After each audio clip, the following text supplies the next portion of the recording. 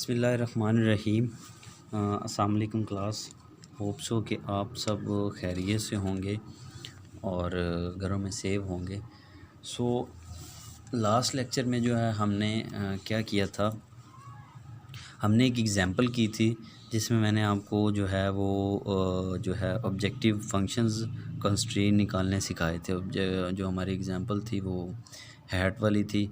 एक कंपनी थी जिसमें हैट डेवलप होती है, उसमें मैंने आपको डिसीजन वेरिएबल्स और जो है वो ऑब्जेक्टिव फंक्शंस कंस्ट्रेंट्स ये निकालने सिखाए थे, जिनको हम जो है ऑब्जेक्टिव फंक्शंस को हम ऑप्टिमल जो है इक्वेशन भी कह सकते हैं, कंस्ट्रेंट को सब्जेक्ट्स भी कह सकते हैं। ठीक है, तो ये चीज़ें जो है हमने वो लास्ट लेक्चर में सीखी थी। सो ये क्लास ना अब एक इक्वेशन आ गई है। इक्वेशन आ जाना मतलब लीनियर जो है प्रोग्रामिंग प्रॉब्लम में इक्वेशन निकालना ही होता है। उससे आगे जो इस इक्वेशन को सॉल्व करना है वो अलग अलग तरीके के मेथड लगते हैं। जैसे जो है वो सिंप्लेक्स मेथड है, ग्राफिक मेथड है। ठीक है, तो इसको अब हम सॉल्व करते हैं, इसकी मैक्सिमाइजेशन और मिनिमाइजेशन निकालते हैं कि इसकी वैल्यूज़ जो हैं उसमें मैक्सिमाइजेशन होगी या मिनिमाइजेशन होगी। मतलब कंपनी को जो है नुकसान का और फ़ायदे का जो है वो पता चलेगा और उसकी मैक्सिमाइजेशन और मिनिमाइजेशन हमें क्या हो जाएगी, फाइंड आउट हो जाएगी। सो ये जो इक्वेशन है ये तो आपको असाइनमेंट्स देंगे इंशाल्लाह। एक नई जो है वो इक्वेशन मैं लिखूँगा आज, उस पे हम क्या लगाएंगे, सिंप्लेक्स मेथड लगाएंगे। सो आज हमारा जो टॉपिक है बेसिकली वो है सिंप्लेक्स मेथड। सिंप्लेक्स मेथड जो है वो एक तरह का तरीक़ेकार होता है जिससे हम किसी भी जो है कंस्ट्रेंट्स को और जो ऑब्जेक्टिव वैल्यू को जो है वो सॉल्व करते हैं। So it is developed by George 1947। George ने सबसे पहले 1947 में से डेवलप किया जब पाकिस्तान बन रहा था। और जो है ये बहुत ही फेमस जो है वो मेथड है इसको सॉल्व करने का, जो है इक्वेशन जो हमारी प्रॉब्लम्स आती हैं। तो और ये it is efficient method that is used for solving the huge problem in today's computer और कंप्यूटर साइंस। तो कंप्यूटर में और कंप्यूटर साइंस में जो प्रॉब्लम आती हैं उसको भी ये सॉल्व करने का ये बहुत अच्छा तरीक़ेकार है। सो क्लास जो है वो आज इसको हम डेवलप करेंगे। इस लेक्चर को मैं 2 वीडियोज़ में मतलब एक हफ़्ते के लेक्चर में कन्वर्ट करूँगा। ये थोड़ा सा जो है वो कम्प्लेक्स है, थोड़ा सा मुश्किल है, बारीक बारीक वैल्यूज़ हैं, आप लोगों ने इसे थोड़ा सा ध्यान से करना है। वीडियोज़ बनाने का मकसद यही है कि आप उसे रिवाइंड करके देख सकें कि कहाँ से आपको समझ नहीं आ रही। ठीक है, तो बहुत बारीक सा है, इसको आप बड़े अच्छे तरीके से समझिएगा और बहुत फेमस है और आगे भी अगर आप एमफिल भी करेंगे तो उसमें भी ये यूज़ होते हैं। और व्हाट्सअप का ग्रुप आपका बना हुआ है, अगर आप लोगों को कोई क्यूरी हो किसी किस्म की भी तो you can contact with me, I am available every time. तो क्लास आज हम इसको सीखते हैं कि सिंप्लेक्स मेथड क्या होता है। सो हमारे पास जो है वो मैंने वैल्यूज़ ली हैं। ऑब्जेक्टिव वैल्यू हम लेते हैं x1 + 9x2 + x3। ठीक है, ये हमारे पास एक ना ऑब्जेक्टिव वैल्यू है, जैसे हमने पीछे निकाली थी ऑब्जेक्टिव वैल्यू, और इसे हम ऑप्टिमल इक्वेशन भी कह सकते हैं। सब्जेक्ट हमारे पास क्या है, सब्जेक्ट एक हमारे पास है x1 + 2x2 + 3x3 ≤ 9। सब्जेक्ट 2 हमारे पास क्या है जी, कंस्ट्रेंट 2, दूसरा कंस्ट्रेंट है 3x1 + 2x2 + 2x3 और 15। ठीक है क्लास, ये हमारे पास 2 कंस्ट्रेंट और एक क्या है हमारे पास ऑब्जेक्टिव वैल्यू है। अच्छा, अब सबसे पहला काम क्या करना है, सबसे पहला काम हमने ये इनइक्वालिटी को ख़त्म करना है। इस इनइक्वालिटी को ख़त्म करने का तरीका ये है कि इसमें हम कोई स्लैग वैल्यू जो है वो इंसर्ट कर देते हैं। लेट क्या करते हैं, हम स्लैग वैल्यू लेते हैं फर्स्ट में x1 + 2x2 + 3x3 + s1 = 9। ठीक है, चूँकि स्लैग वैल्यू ऐड होगी, दूसरे क्या बनेगा 3x1 + 2x2 + 2x3 + s2 = 9 और 15 सॉरी। ठीक है क्लास, तो एक बात यहाँ पे ये याद रखनी है कि जितनी आपने इस सब्जेक्ट में या कंस्ट्रेंट में स्लैग वैल्यू ऐड करनी है, उतनी ही स्लैग वैल्यू आपने अपनी ऑप्टिमल जो है, ऑप्टिमल या ऑब्जेक्टिव इक्वेशन है उसमें भी ऐड करनी है। ठीक है, तो अब हमारी जो S1 और S2 उसमें भी ऐड करें तो हमारी वो वैल्यू क्या बनेगी, x1 z is equal to x1 plus 9x2 plus x3 plus 0s1 और प्लस 0s2। ठीक है, ये हमने क्या किया उसमें भी ऐड कर दी। ठीक है, तो ये बात आपने याद रखनी। अच्छा, अब इस इक्वेशन को मैक्सिमाइज़ करने के लिए हम जो है वो सिंप्लेक्स जो है ट्यूबुलर मेथड या सिंप्लेक्स मेथड कह रहे हैं उसको क्रिएट करते हैं। तो उसको क्रिएट करने के लिए कुछ चीज़ें जो है वो हमें पता होनी चाहिए कि क्या क्या चीज़ें होती हैं। अच्छा, उसमें एक चीज़ होती है बेसिक वेरिएबल। बेसिक वेरिएबल क्या है, वेरिएबल्स क्या होते हैं, X Y Z S B D जो भी आता है उसे हम क्या कहते हैं, x1 x2 x3 s1 s2, ये हमारे क्या होंगे, बेसिक वेरिएबल्स होंगे। ठीक है, उसके बाद आता है हमारा सीजे क्या होता है, सीजे में जो हम ऑब्जेक्टिव इक्वेशन वाले सारे कोएफिशिएंट लिखते हैं। ऑब्जेक्टिव हमारे पास ये इक्वेशन है, इसके सारे कोएफिशिएंट क्या होंगे, 1 9 1 0 0। ठीक है, 1 9 1 0 0, ये इसके क्या होंगे, ये सीजे होगा इसका। ठीक है, जैसे मैंने आपको बताया था जितने भी हम स्लैग वैल्यू होते हैं वो हम ऐड कर देते हैं, इसलिए हमारे पास ये 00 आया। ठीक है, अब क्या है, एक होता है इसमें C B, I am sorry, अच्छा एक होता है इसमें जो है वो सी बी। ठीक है, वो भी मैं आपको बताता हूँ क्या कैसे लिखते हैं। अच्छा चलें, इसके बाद हम ना इसका टेबल बनाते हैं। ये सी बी और जो है वो इसके जो जेड जे सी जे जेड जे वो आगे टेबल में आपको ज़्यादा क्लियर हो जाएगा। ठीक है, चलें इसका हम बनाते हैं एक टेबल।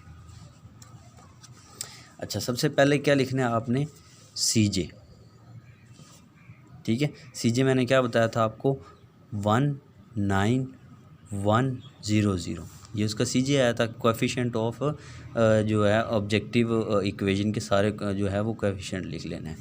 बी वी हमारे पास क्या था, बेसिक वेरिएबल क्या था, x1 x2 x3 s1 और s2।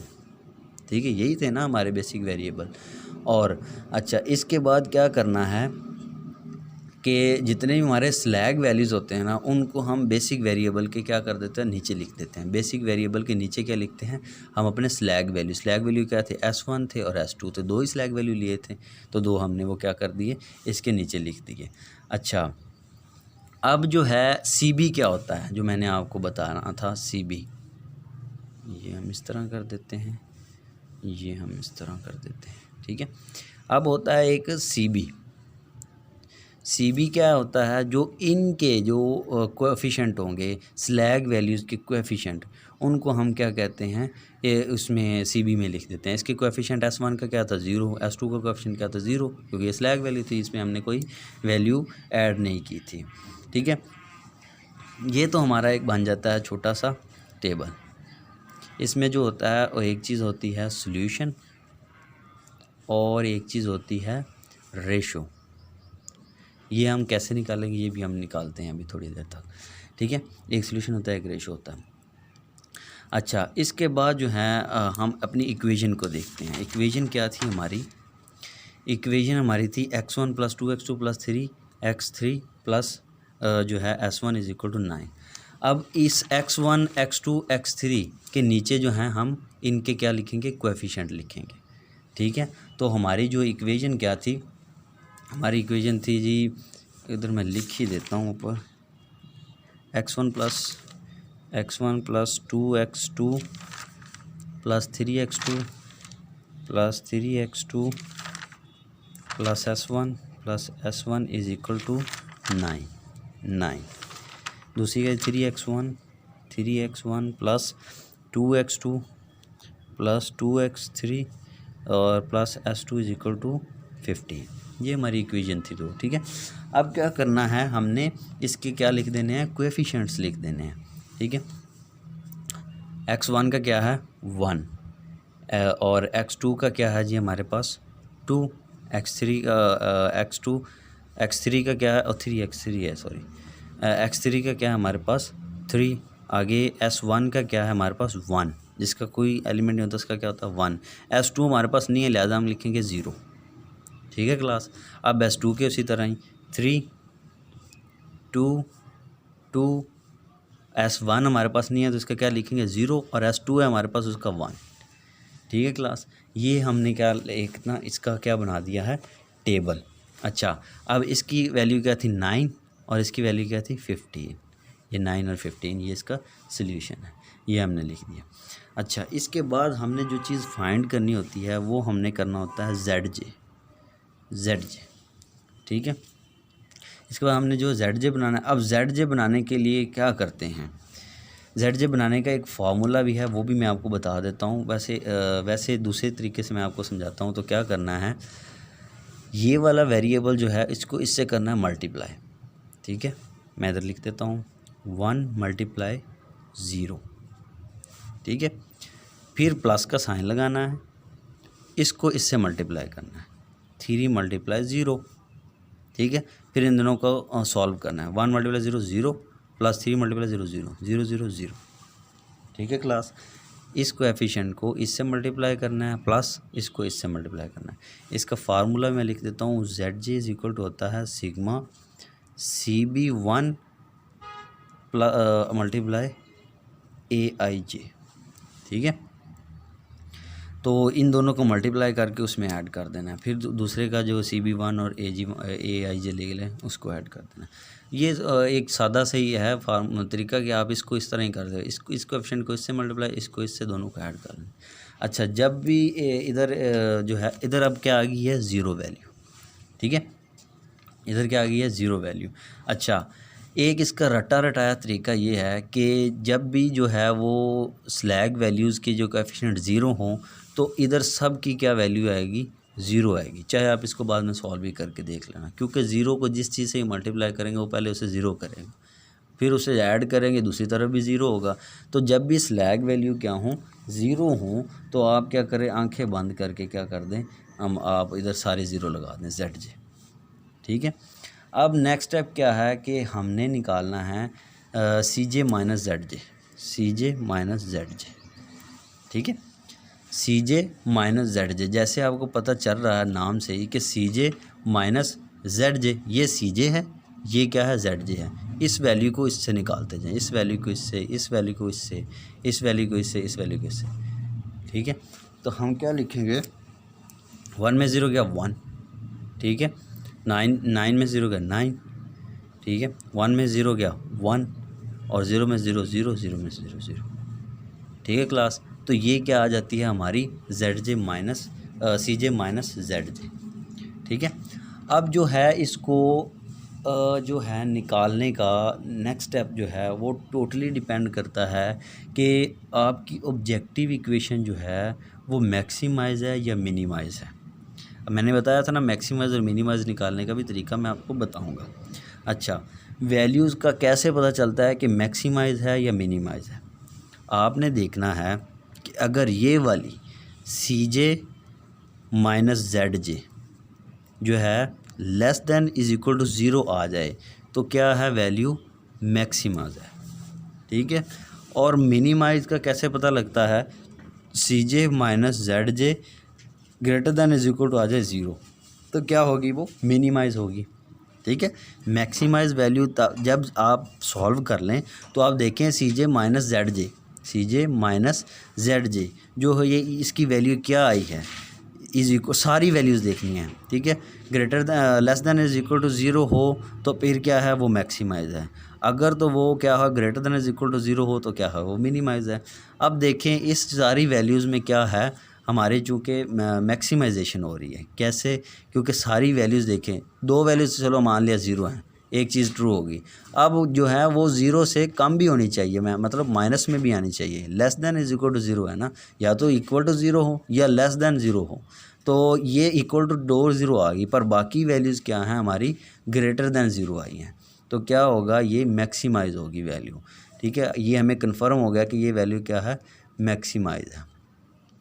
ठीक है, अब जो है वो हमारी वैल्यू जो है हमारा कंडीशन रीच नहीं हुई, इसलिए अब इसकी मैक्सिमाइजेशन पूरी करने के लिए कि या तो यहाँ ज़ीरो लाएं तो या जो माइनस में वैल्यू लाएं, हम क्या बनाते हैं, एक और टेबल बनाते हैं, उसे कहते हैं फर्स्ट आइट्रेशन टेबल।